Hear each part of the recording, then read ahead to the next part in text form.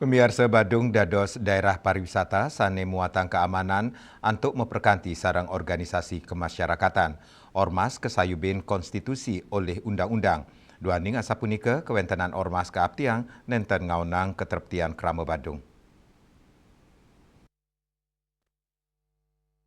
Menurut Ketua Pansus Ranperda Ormas, Gusti Lanang Umbara, tetujuan pembentukan Ormas inggih punika ngewantu pemerintah turun maning kramane, samaliha sampunang kantos ngaonang kahanan deg Krama Badung, dane ngewawahin selain saking substantif kearifan lokal, mangdane sidang ngicen rekomendasi sampunang Ormas nenten uning indik budaya lokal Bali, saha nenten modue KTP Badung.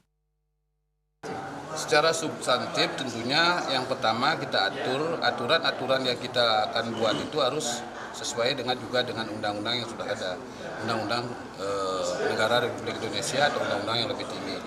Dan secara substantifnya juga kita di sini karena Bali mempunyai sebuah kekhususan, kita hidup berdasarkan Trihita Krano, kita hidup berdasarkan adat dan budaya dan tradisi di Bali. Tentunya kearifan lokal itu juga harus masuk di dalam kita memberikan suatu rekomendasi atau di dalam pendaftaran sebuah organisasi kemasyarakatan di Bali. Jangan sampai organisasi yang terdaftar di Kabupaten Badung atau berdiri di Kabupaten Badung tidak mengenali budaya, kehidupan sosial, dan tentunya kearifan lokal kita di Kabupaten Badung secara khusus, sehingga kedepannya pasti akan terjadi benturan dan gesekan-gesekan. Nah, ini yang harus kita satukan, harus kita sinkronisasikan sehingga berdirinya sebuah ormas bisa menjadi selaras dengan kehidupan masyarakat kita di Badung.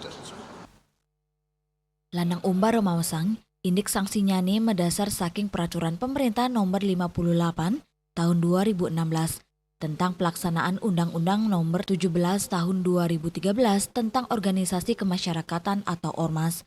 Ngunggang indik pembekuan, saha pembubaran miwah hukuman majeng ormas sane memuruk. Agus Diatmike, Bali TV.